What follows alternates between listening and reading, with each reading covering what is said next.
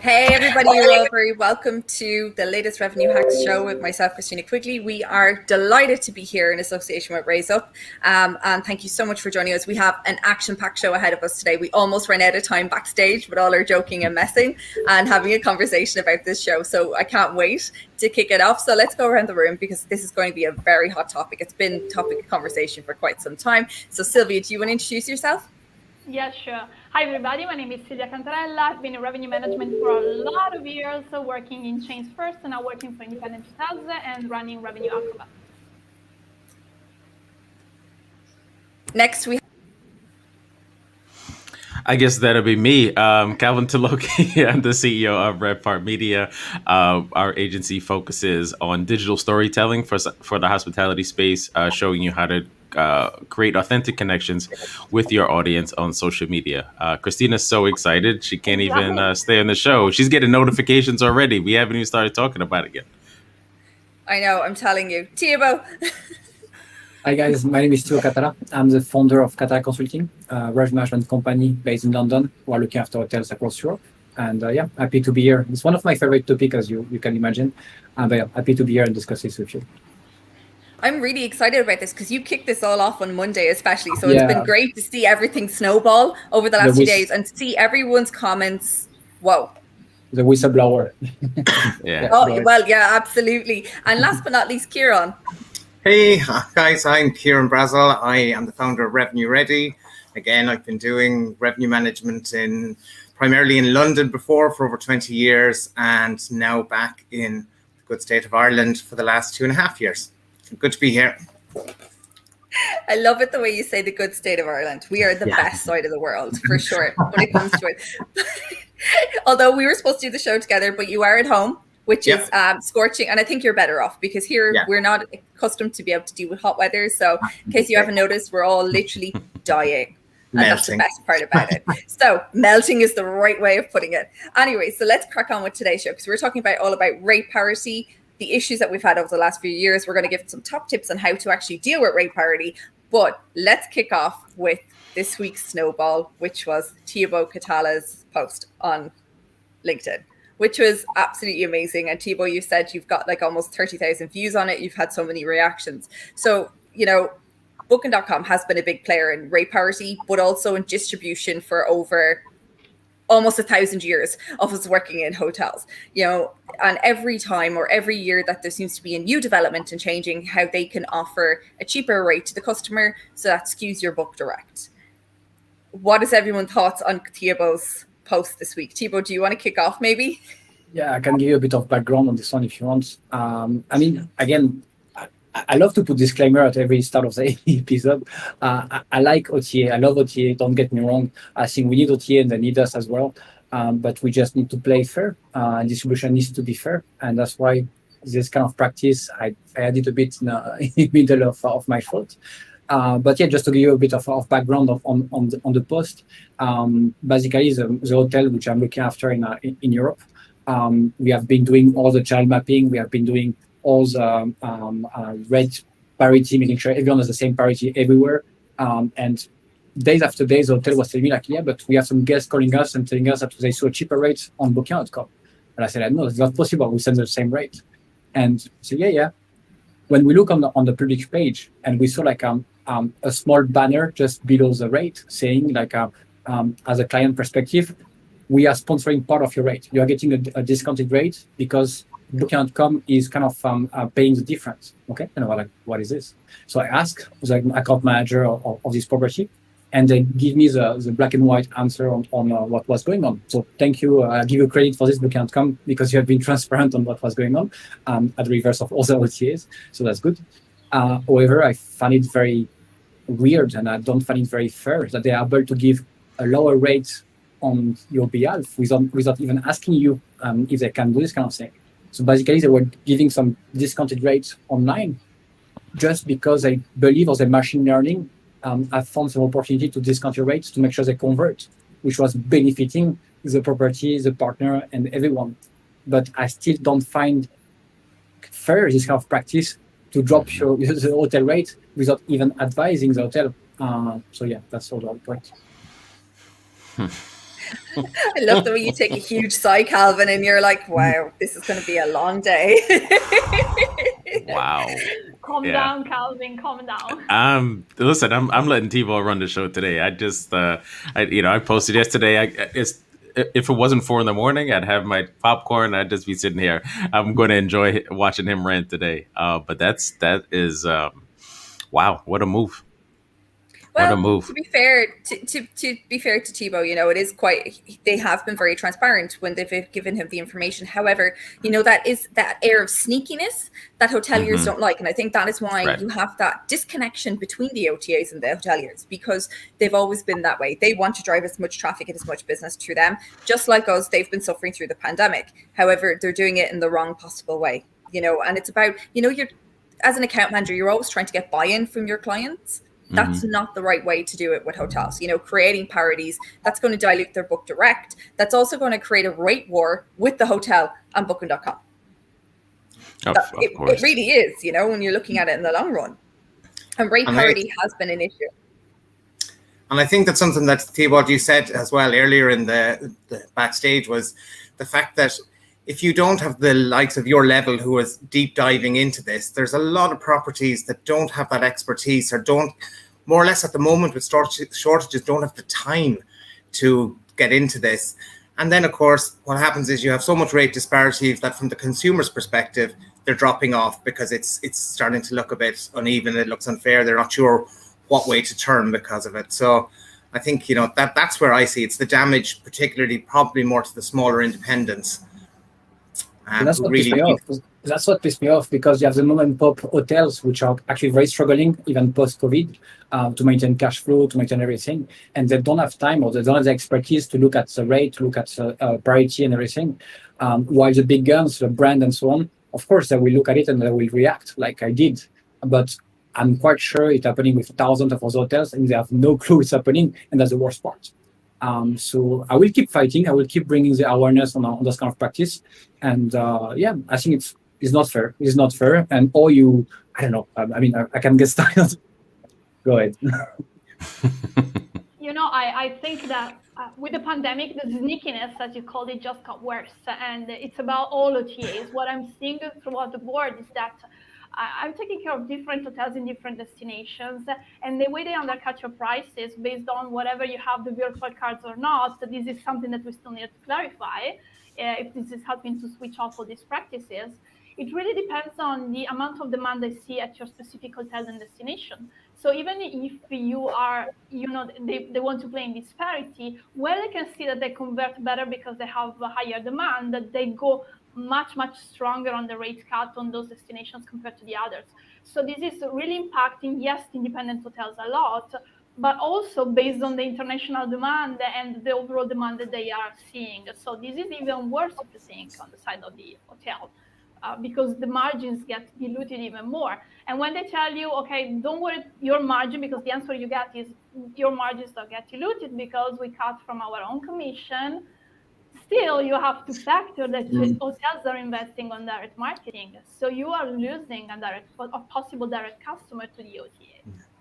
So it's only getting worse. My question then on this, I've just had a brainwave because I forgot about this. They scrape rates from everybody else. So what happens if they're scraping a wholesaler rate that it's coming through? Are they giving the discount on that one? because technically that's not a rate that you're sending to them. So technically they shouldn't be doing it. However, I'm almost certain that that has been the case. It's happened to me in the past when Booking Basic was around, the virtual credit card in London. One of the hotels just constantly had a lot of issues on a regular basis. The Booking.com account manager was on speed dial on my account at one stage. I'm pretty certain they blocked my emails from everything I was sending because it was ridiculous. I could actually have the window open on 3 different devices at 3 different times and be offered a cheaper rate, and then not book and trying to get the call to action to bring you to book even cheaper. And when we did make the booking, it never came back to the hotel that it was the full rack rate. So if I was charging £100, technically they were saying you'll still get your £100 back. Never was the case because they found a cheaper rate on an alternative site. And that is a huge problem that we face, and brands can't control this. It doesn't matter whether you're the best brand in the world, you cannot control these leak rates anymore. You can. Yeah. You can, because like if you change and if you switch your fixed wholesale contracts, and if you fix your allotment, if you change to dynamic contract, dynamic availability, dynamic price, you kind of reduce. I'm not saying that you can 1% get rid of it, but you can reduce quite easily those kind of practices. 100% in that one. I did that in the past, Thibault, working in destinations that were so much driven by wholesaler demand, and actually it didn't solve a bit maybe, but not at all, and never 100%, because if you consider the economies of scale that they have wholesalers, even if they mark up €1 or €2 on the net rate, and believe me guys, I saw my net rate marked up by €2, and you say, how can they get money from a €2 markup? You still have to consider how many rooms they're gonna sell at this €2 markup, and they still make money on that. So even if you are dynamic, this is not solving. And I have cases where I had to increase the wholesaler rates in some days by 15%, 30% in order to get to some sort of parity.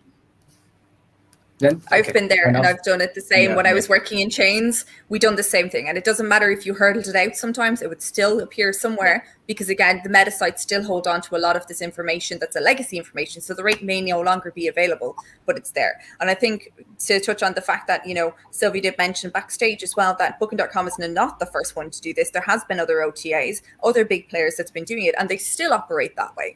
The likes of Hotels.com, who operate tax exclusive in a lot of cases, or do sneaky little deals at 3 or 4 o'clock in the morning. I'm sure Ciaran remembers them days back in the day. You'd be looking online at 3 and 4 o'clock. You'd be like, where the hell is this rate from? And you'd actually be screenshotting it, going back to sleep, and then planning your plan of attack first thing in the morning when you got in there. Well, I have to say, when you invited me, Khristina, on the topic, when I heard the word rate disparity, the first thing that came into my mind was a MoMA. And the days of feeling the hell of people guests emailing you screenshots of Trivago, a MoMA, and it was like, it's like feeling that sick feeling in the pit of your stomach when the pain you're going to have to go through to find out, do a test booking yourself to find out where you come. And again, it goes back to that time element. Who has the time to be sitting there doing these all day? It's not realistic. And you knew more or less it was the same culprits all the time. And again, it was also the culprits where you have the B2B and you have rates and you have they're accessible to your bar rates, but there's mix and matching going on there, of course, because they're driven by price. So that's what's going to get it across. But if you're a hotel that's also having an authentic best rate guarantee policy, that's hurting you as well, because you're then having to discount further just to save that booking and get them direct. And then that cuts further into your bottom line. I think it's very important what you mentioned, the test booking approach. It was applicable 50 years ago. I'm exaggerating here, but it's applicable today, where you should do some test bookings if you see some rate parity, and you go back to the wholesaler, to the partner behind, and you say like a first strike, second strike, 3 strikes, you are out. Yeah. And I think like we should have a zero tolerance policy on this kind of practice.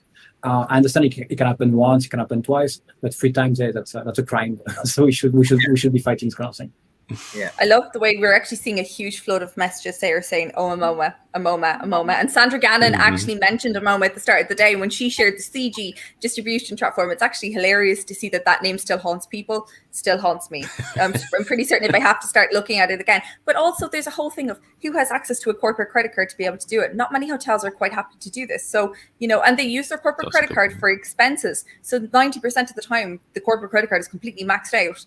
They're not going to pay 90 euros for you to be able to just do that. And I think they've always put that there as well as a barrier for us not to investigate further, because it does take time. I remember sitting down with an OTA Insight report many years ago, going through it and just clicking through on a constant basis to see where it comes from.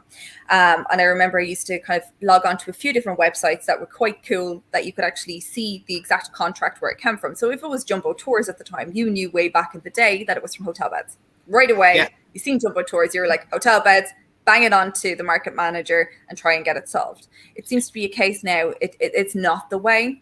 And I've worked with a lot of chains and they don't do that 3-strike policy. They have it there, it's written there, but they don't do it.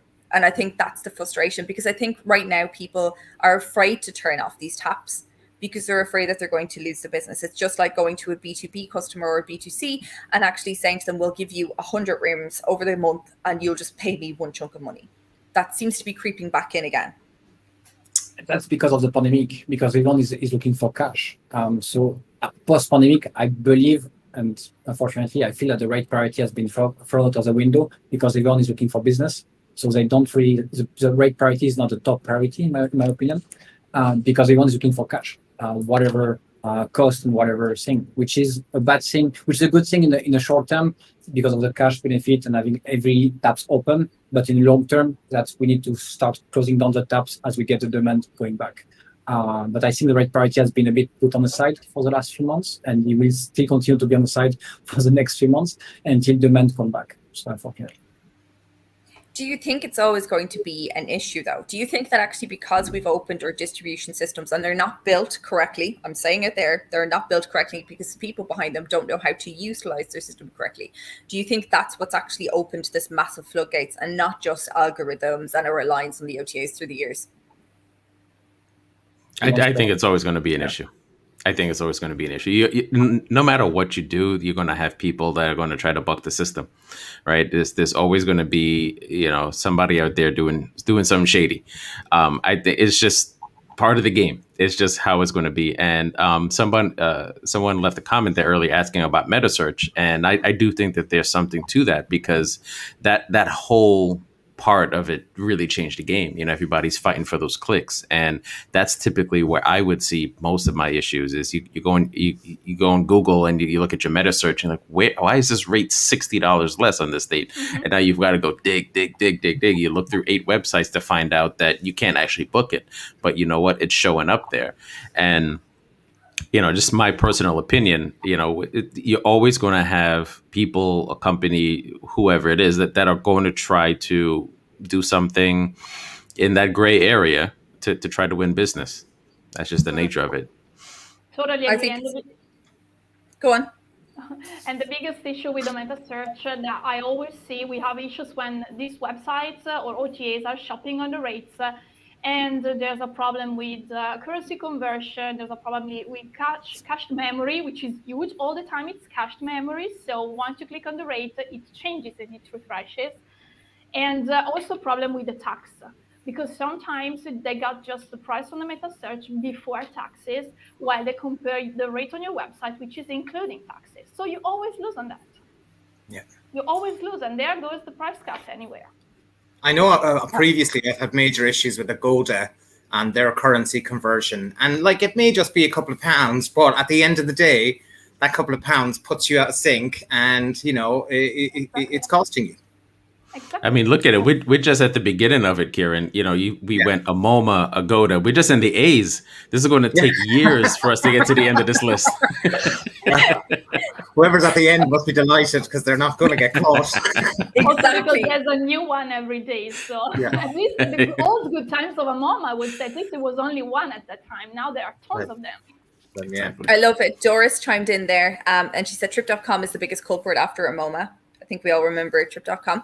Dylan Beaumont actually mentioned he can't quantify how many times shady OTA virtual credit cards covered less than room tax, and yet the OTA make no arrangement to pay the tax to the local jurisdictions. That has always been an issue, especially with the original virtual credit card people before Booking.com.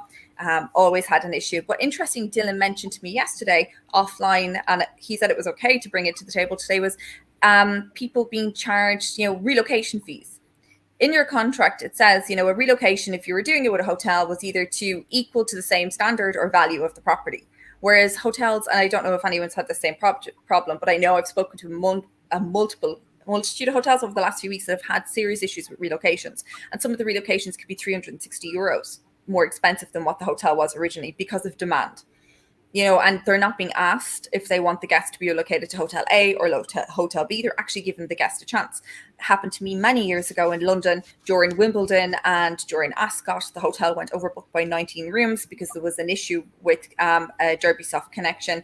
And as you can imagine, London was absolutely jammers and we were calling around trying to get rooms. So we were able to do it, but there was one person that was put in a 5-star hotel and it cost us a bucket load of money and we couldn't pay. That's up there as well with not being very transparent when it comes to dealing with the hotel and the client. In my personal opinion, that's a lot of money to be paying out. Yeah, I think like the OTA should start acting more as a partner rather than a kind of an enemy, or like we are fighting each other. We should be actually working in the same direction. And until this mindset change, we will still have those kind of discussion and fight. Whatever topics, being relocation, being taxes, being rate parity issues, I think there needs to have this kind of change of mindset of partner. Because if you fight me, I will fight back, and it's the same with happening with hotels and OTA. Yeah, they never seem to back you up. They always back everybody else up. Yeah, and it's always so time consuming. Again, going back to what Ciaran said before, I mean, I've been dealing with rate parity issues on one hotel with one OTA for 1.5 months now, and I still have to solve it. And so it is calls and emails. Yeah. I mean, you have one person just taking care of it. We cannot do everything, but it's a full-time job if you think. Yeah. And I saw many comments on the chat, and that's something Silvia you mentioned in the back. They were mentioning what about the contract, and you see the small terms and conditions of the contract with Booking.com and everything. And that's you were saying I challenge anyone in this call or hearing to bring me the contract they have with Booking.com or Expedia. I'm quite sure they will not be able to.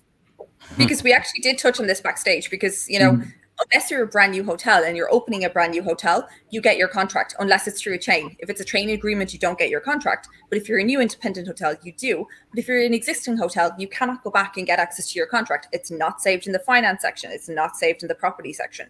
Therefore, there could be so many different changes to a contract, especially if you've been online with them for over 15 years, that suits today, which is a huge issue.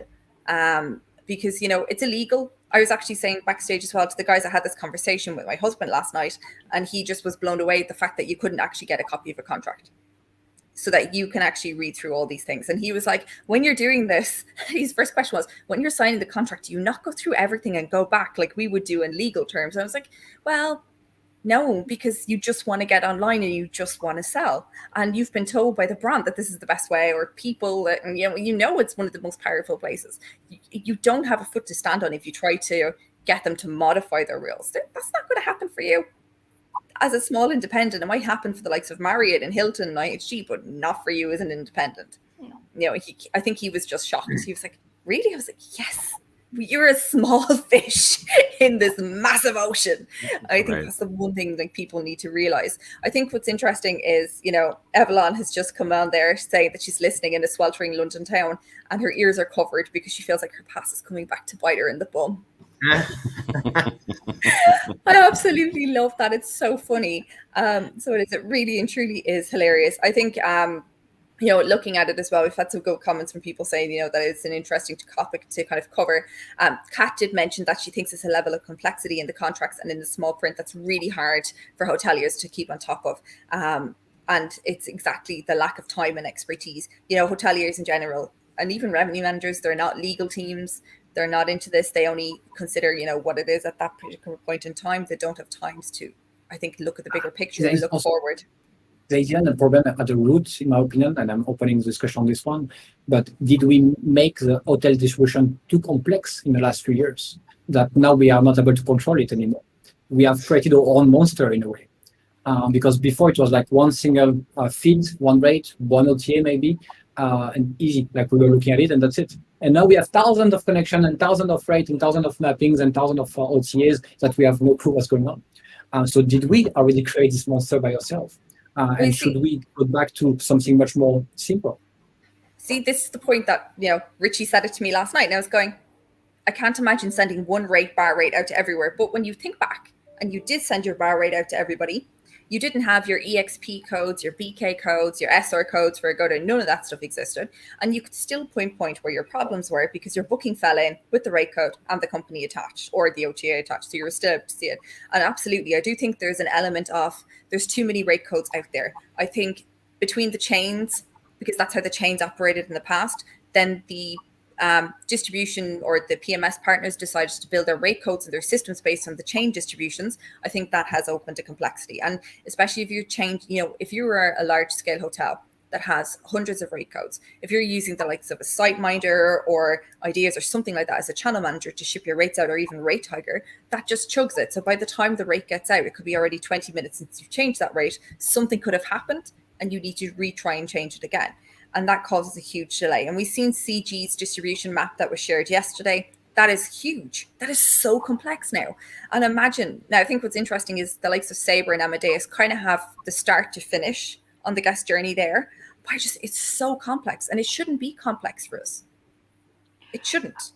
But there's the potential to make it even more complex, if you allow me, because I was working on a startup a few years ago, and actually we were debating this fact. Right now, our revenue management systems are yielding the rates based on the price. So based on the star rate, if it's an opaque, if it's a full rate breakfast or whatever.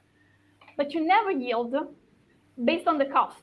So for example, you have your last rooms to sell, and you might pay 18% commission to one OTA and 10% to another OTA. You should prioritize based also on that, because you might want to sell to the OTAs where you have a lower cost of distribution, where you have a lower commission. So if you want, there's still space to even make it more complex, the distribution. But did we not used to do that? Because I know I used to close out everything except for a lower paid commission coming towards the end. Yeah, well, yeah, that's the problem. That's the problem. There's a great limitation on that. If you think if you project ahead, in 10 years from now, 5 years from now, you can also build some kind of technology doing that based on the cost. So that is giving even more complexity to the distribution. That's why we like it. To yield up by channels. Like depending on the channels, we have different prices. Exactly. Depending on the nationalities, depending on cookies and so on commissions.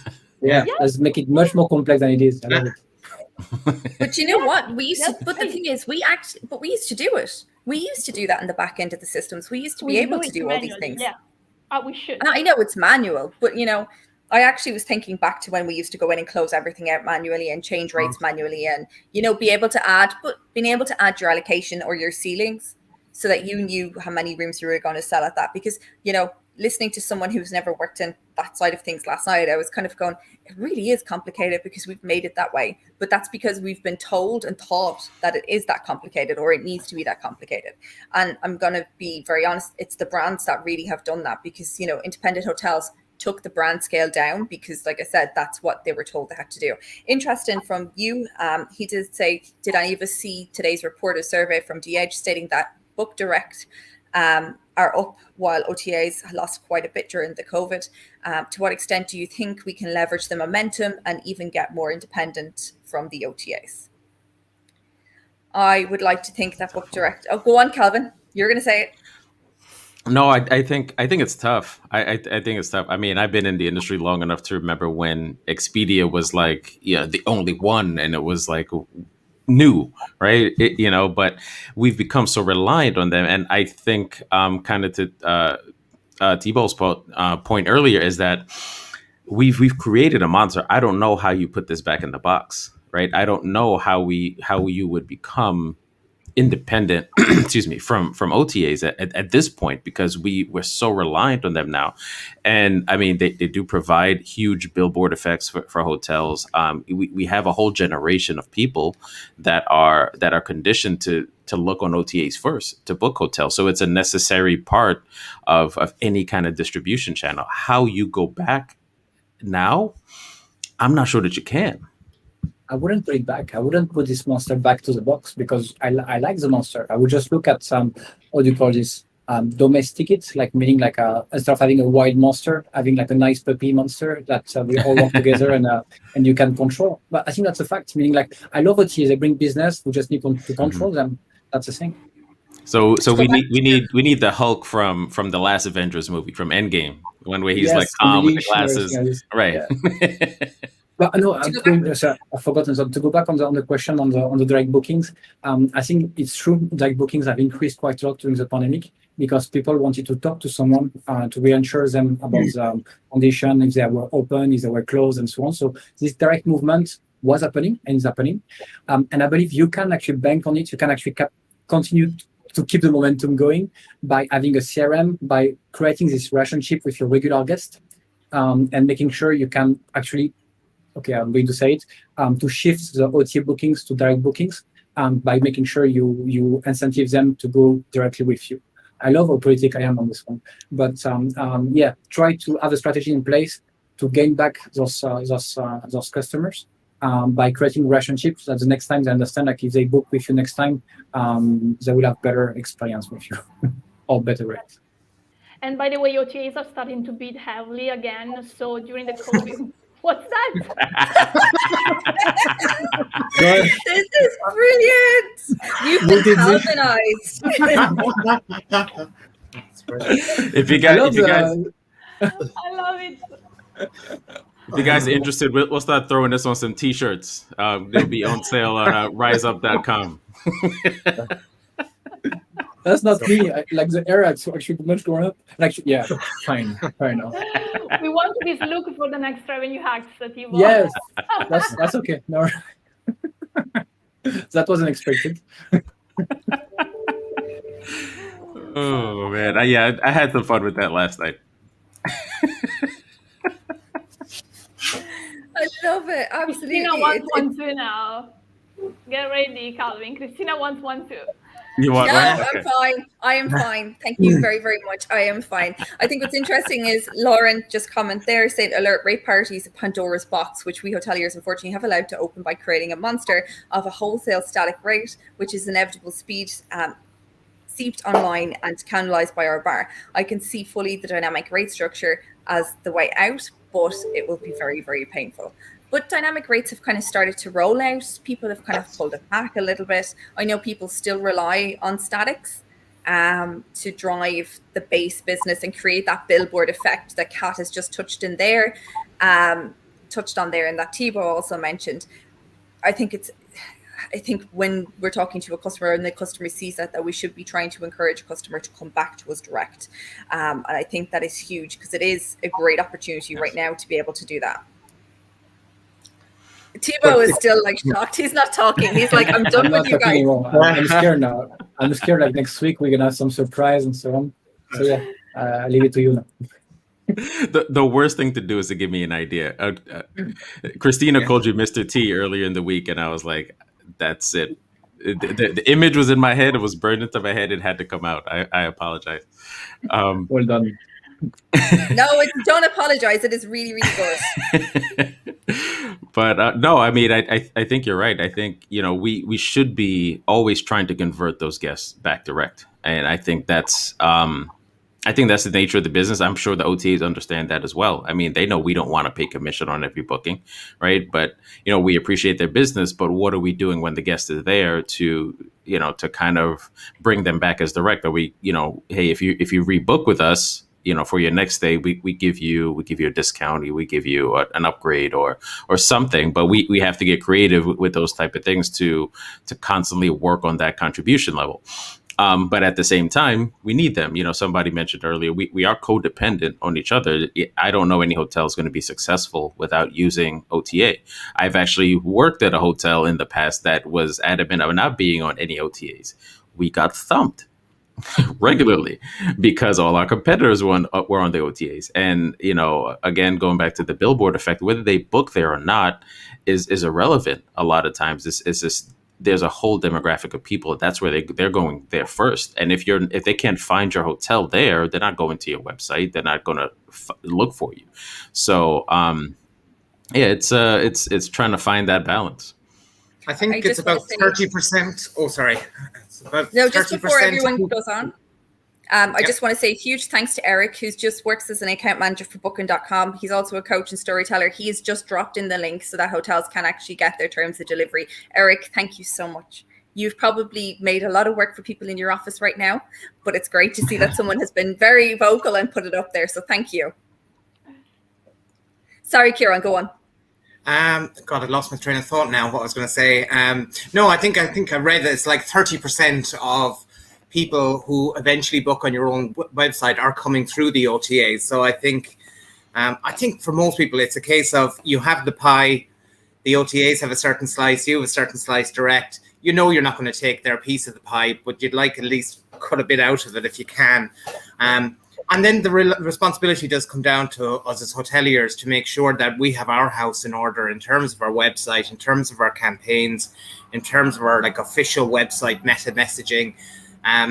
Because, we can't scream at the OTAs all the time. It's like saying, I don't like his car over there if my car is a banger and I'm not actually doing anything with it. So, we have to, make sure that our own house is in order first. I like Julie's comment there. He's just said OTAs are a necessary evil, but they have commoditized our industry. It is very true. 100%. But these guys have a massive amount of money to be able to plow into this. They're not multi-million-dollar companies and multi-million-pound companies for no reason. And they do it quite well. They're more agile than what hotels are. Now, through the COVID, we've seen hotels become a lot more tech-friendly, a lot more agile. There's still a lot more to do. We will never be able to get that reach or that power or have that, support and development like the OTAs can do. But, it'll be good to see us be able to make that small bit of a shift for sure, to be able to do it. Claudio has mentioned in his opinion, Booking Direct is the way to go. Having full control is fundamental. The internet is there. All limitations have been removed. Hotels must get control of their business back. And that's something that we have said for sure, absolutely 100%. But I think hotels need to, it's a lot of work to take control of your business again. And that's a huge problem. People are afraid of the workload or how, we've gone from being a manual or a semi-automatic industry into fully automatic, and we're going to take that step back. I think people will see it as, barbaric, almost like turning on a light switch when you've got Google Home and a Hive at home. And I think that's just unnecessary work that people will feel they just don't want to do when they've made that switch onto full automation right now. I don't know if you guys agree with the same thing, because everyone uses channel managers, rate managers. Sometimes revenue managers don't even have to change rates. They listen to ideas, So, what are your thoughts on bringing it back? The panel, obviously, on bringing it back in-house, bringing it back in and, going into a semi-automatic world again. I love it. Everyone's like, no. Oh my God. It's kind of, unless you rebuild your whole system, though, that's kind of the only way you can go about it. And that is a lot of work. Ciaran, you've just built a system. You've just done a new integration not that long ago. Yeah. That was fun. So if anyone wants help and wants to have a distribution chat, hit Ciaran up. He's fresh off with something recently. Yeah. We built a team after the week. Yes. Yeah. Totally unheard of. But, Thibault, you've shaken your head and you've gone very quiet based on the semi-automatic route. Is it something that you consider for your hotels to gain, or are your systems completely built perfectly fine? I mean, for me, I love everything which is connected and automated as much as possible. So I wouldn't go back to the manual involvement and so on, because yes, it gives you more control, but you also need to be on top of it. And it means that you will spend more time in front of the system, adjusting maybe the exchange rate or the rate. So that's not the world I will go 1%. However, and that's because I see that now we are Booking.com, people are listening to the to the webinar, so it's great.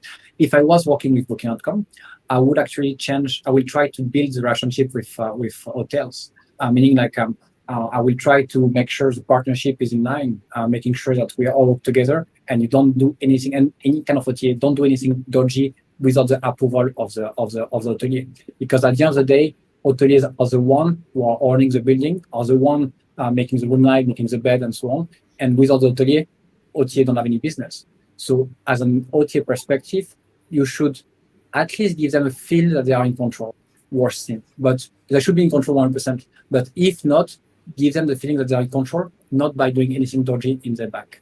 Okay. Well, to go back to your point, it's a partnership. They're very quick to call it a partnership, and we've been saying this for years. Please act as if we are a partner. We are paying commissions. We are sending money to you.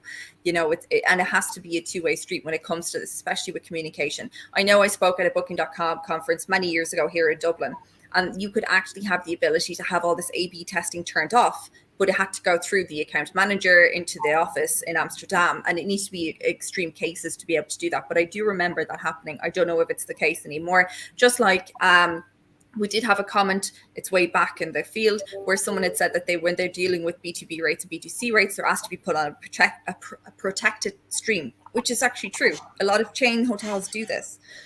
They have their own direct contracts locally and they're on a protected stream, but sometimes the leaked rates can still happen. It can still happen. So I think there's no real such thing as being completely protected. I saw the subtitle in the back. Oh, wow. So this is what you guys were laughing at. I was like, what are you laughing at? Sorry, we weren't laughing at you. Eva is on fire today. Eva is our producer. Yeah. She is so good. She's on fire today. Oh my God. There's one comment which I really like, and I think we're going to go back on it in a few weeks.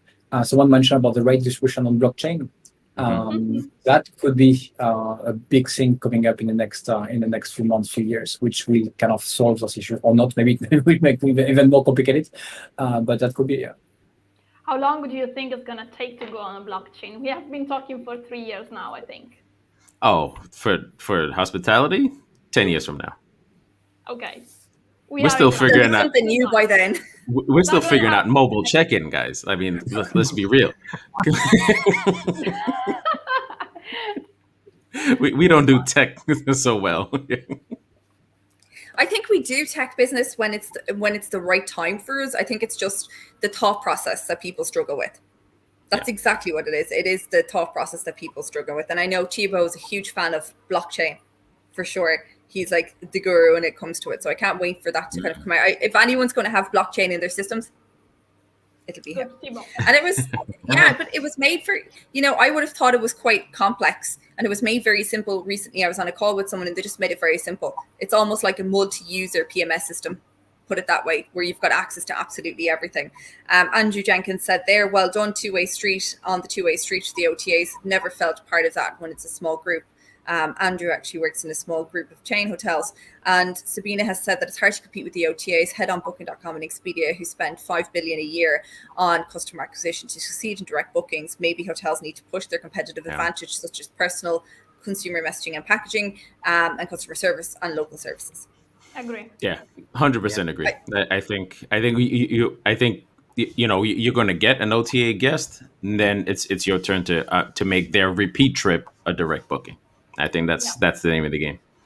And also because going back to what I said before, yes, it's true that direct booking increased during COVID, but just because a lot Booking and Expedia started and all the OTAs stopped bidding on meta searches and all the rates, now they are starting over again. So we're going to see over the next few months a jump. I'm already seeing that in August. So definitely that's the way to go, to be personal and create a really a remarkable experience when they are on property. Yeah, absolutely. I think one way as well is, hoteliers, especially, and sales and marketing managers in particular, need to realize you cannot go up against these guys. So you need to change your keywords and change your text, and change how your topic or your content is written on the OTAs, so that your keywords that you're using on your brand site don't match what they're going to be targeting. Stop targeting your city plus hotel, please, people. It is expensive. It is a useless exercise. Use the niche words that people are saying and using to be able to gain that traction, because you're never going to win against these big players. And the only way you're going to be able to do it is thinking outside of the box, employing content creators, storytellers, marketing people like Revpar Media, who actually do a lot of work in the States on this type of thing. Calvin, you work on this on a daily basis. You live, breathe, and think it. It's the only way. Yeah, no, I mean, you've 100% hit it on the head. You want to get more direct business, you got to get creative, and your Instagram page, your social page is a huge way to do that. They can't compete with you there. These followers that you have on your pages, if you're doing that right, they should be going directly to your website. Obviously you're not going to go on Instagram and put, hey, go to booking.com to book rooms, right? This is a free way to do it. I mean, it doesn't cost any money to start an Instagram page and start putting content up. But yeah, we got to get creative. Andrew did say any independent hotels do need to help and get outsourced revenue management from an expert, even just for a couple of days of the month. It's so true. Your revenue manager will learn. Yeah, but it's not even from the fact that, I'm sitting on a call with 3 consultants. And I'm actually saying this as a person from a hotel perspective, from a brand perspective, a lot. You will learn so much more from these people who actually live, breathe, and think revenue management, because it's their company, it's their job, it's what they do.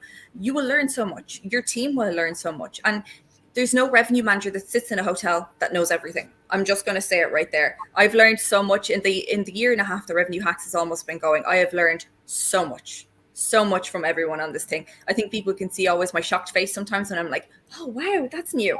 But you do, and it's the right decision. It's not expensive because the return on investment is so much more, for sure. I see you guys shaking your head, but it is true. It's true, and we are fighting day in and day out for clients to make sure those kind of practice don't happen, and we love it. I mean, we love it because that's a day in and day out. So I'm quite sure you can talk to any social investment company. We will share the same passion to make sure they fight for the best of interest of their client. It's exactly it, because your business depends on whether the client is successful or not. And I think, like I said, it's about having people that are so passionate about it, that live and breathe it. And it's like the Excel sheets got us going. Put it that way, we get a little bit excited when we see Excel sheets. They're the people that you need to have in your company and get advice from. Like I said, it's not expensive, and the return on investment is always massive. It really is, just like having a content writer. Sabina just also said, may I suggest that hotels introduce content and social commerce in the rank in Google?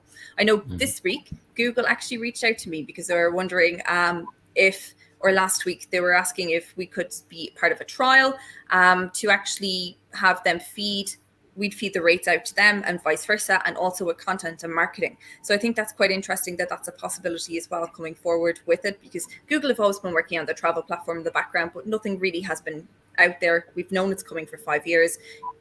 It's still a meta search in the right space, but their travel team is looking to change that. And again, Claudio has just said storytelling. Storytelling is the only way. You need to try your best to get people. And let's put it this way again, the OTAs and the brands really do the storytelling very well. They do. They've got very, catchy, punchy songs in the background. They've got great imagery. You can do it too. We've spent a whole year doing it. So just get a bit smarter, get a better phone, get some proper photography in there. It is true. Claudia just mentioned revenue is pure maths and psychological. It's our job and revenue experts to generate the highest ROI possible. It's a lot of creativity also. Yeah. Yes, it is. It is. It's so true. And ideally, if a hotel has a promo on Instagram, they will link it to their brand website. Exactly. Booking journey always involves OTA, and customer wants to compare that first. Sure. I mean, I guess it's always going to go to OTA and start, checking you out. They'll go to TripAdvisor. But, the thing with your social media is you get to control that narrative. When I said this a few weeks ago, when people go to your website, they're expecting those pictures are going to be photoshopped. They expect to see your hotel in the perfect light. The reason TripAdvisor exists the way it does is because people are looking for that quote unquote real story. They want to hear from somebody just like them, right? Well, now you can start controlling that on your own social media page. You start just take a smartphone, walk around the hotel and show what it really looks like, and show them that, hey, our beach is exactly what we say it is on the website, right? And that's where you can be a little bit more authentic. They expect that, they want that. That's what followers are looking for. So as opposed to forcing them to go to TripAdvisor or some other OTA to try to see what's really happening, you can do that yourself. I 100% agree. I've just realized that we're almost out of time. So unfortunately, it's one of these conversations we could actually talk about all day, but I don't think everybody has all day to be doing this, unfortunately. So I'd like to thank you all for joining. It's been amazing as usual. And it has been quite controversial. We've seen, people agree on certain things and disagree on others, especially when it comes to rates and how we can manipulate business. I think if you haven't seen the CG distribution map, some of us have actually shared it this week on our social media, on LinkedIn. It was actually shared yesterday. Check it out. You will need a magnifying glass, but it's definitely worthwhile to see how we have opened, to use one of the comments earlier on, a Pandora's box of distribution, and we only have ourselves to blame. How we overcome that is actually rebuilding and growing and gaining traction again, but also using the experts that are out there to be able to help you learn a lot more and invest in technology a lot more, and the right technology. Like we always say, we don't market technology here on Revenue Hacks because we want you to make that decision, but the people that work here, like Thibault, Silvia, and Ciaran, and even Calvin from a social media point of view, can all direct you in the right way of technology to help increase the ROI, but also help your hotel in the general fight of a daily basis. Thank you so much, everybody, for joining us. The last point. More importantly, guys, ask any question. If you don't understand something on Booking.com or Expedia, if you think something dodgy, ask your account manager. You have the right to ask them the question. And if something is dodgy, screenshot it. If you see there's something dodgy, raise it, bring the awareness on the table. Even to us, I'm quite sure we will love to keep this war going, discussion going. Yeah, and absolutely reach out to any of these guys. Check out Thibault's post if you haven't seen it today. Reach out to these experts. These are here for a reason. That's why we all work well together. We're so passionate about hotels. We don't talk and we don't speak hotels just for the sake of it. We do it because we love it and we are passionate about it. So thank you everyone so much. We'll see you all next week. Okay. Thanks, guys. Bye.